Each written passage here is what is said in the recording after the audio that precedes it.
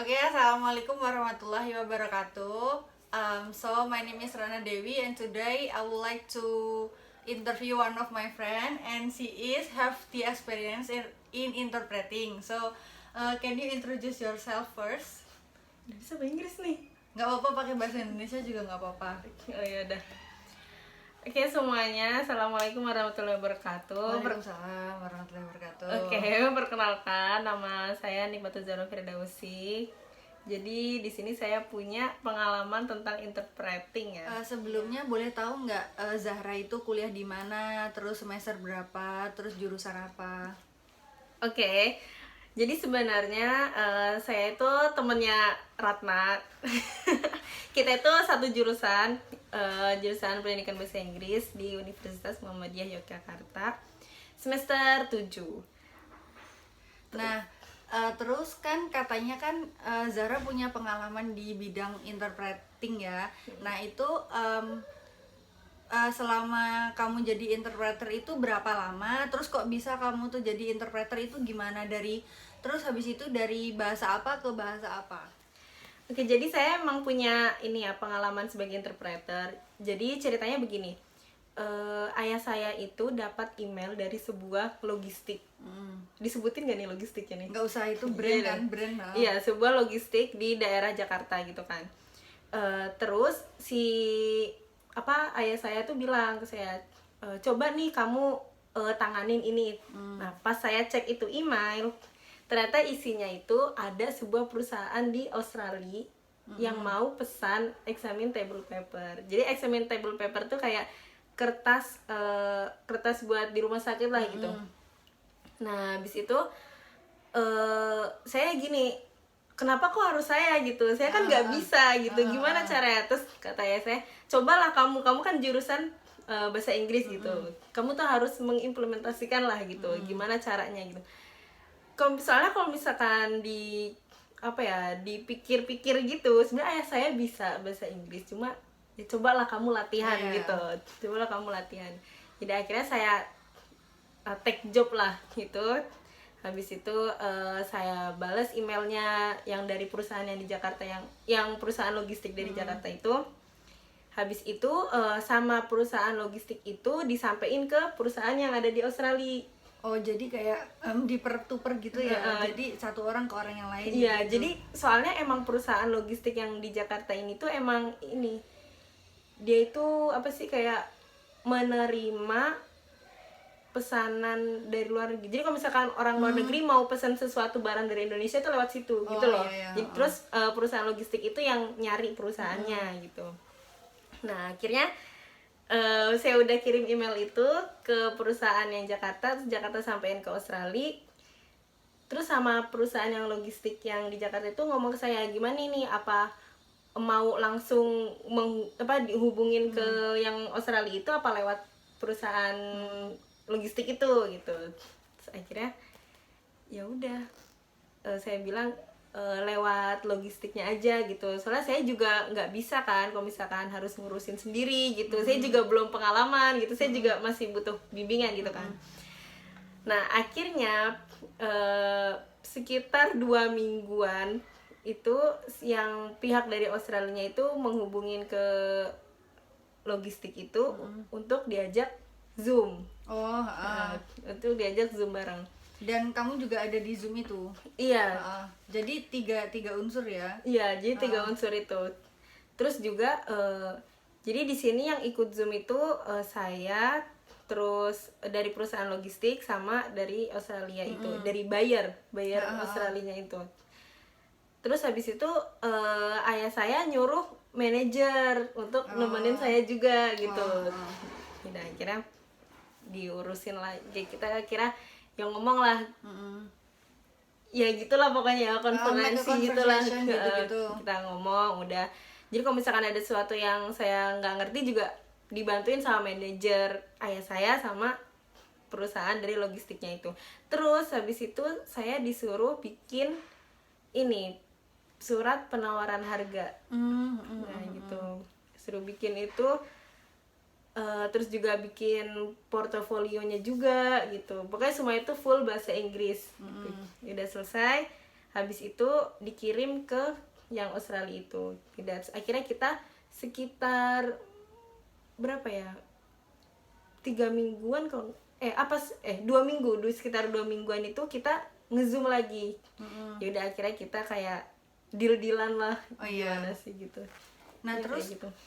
setelah itu tuh cuman berlangsung sekali aja atau emang ada keterusannya, kayak misalkan kan ngezoom kan, nah sekali aja zoom atau emang ngezoom lagi gitu besoknya? Iya, ya 2 kali itu, cuma 2 kali itu aja 2 sih. kali Jadi itu. cuma yang pertama itu kayak kita apa ya, memperkenalkan ini tuh perusahaannya begini. Habis itu ini apa namanya, apa deh Logistiknya. iya, nah logistiknya itu juga ya ngebantuin juga. Udah pokoknya intinya yang zoom pertama itu memperkenalkan, habis itu suruh bikin penawaran harga. Terus yang kedua ini yang deal itu gitu. Terus apa namanya, apa deh, Terus waktu ngezoom itu kan ada ayah juga kan, ada ayah, ada manajer kayak gitu? Enggak, jadi ayah kamu nggak ikut, jadi cuma saya sama manajer sama yang logistik itu, sama yang dari Australia. jadi kalau misalkan dibilang interpreter berarti kayak bahasa Indonesia ke bahasa Inggris. Iya. Oke, terus habis itu ketika kamu melakukan interpreting itu ya, you are as interpreter, nah kamu itu tuh ada hal-hal yang kamu lakuin atau hal-hal yang nggak kamu lakuin gitu, nggak sebagai sebagai interpreter gitu? Ada pastinya. Hal yang harus dilakuin itu ya, yang pertama-tama tuh kita harus tahu lah materinya apa yang kita mau sampaikan gitu kan. Soalnya pas Zoom yang pertama itu, si pihak dari Australia itu juga udah ngomong kalau misalnya kita mau ngajak Zoom buat ngomongin ini tuh perusahaannya apa. Jadi dari situ saya harus mempersiapkan semua materi, saya harus menjelaskan ini perusahaan apa, menawarkan apa, terus menawarkan jasa apa, terus barangnya apa gitu. Terus kalau misalkan mau pesen lewat mana, kayak gitu-gitu. Itu harus sih disiapin.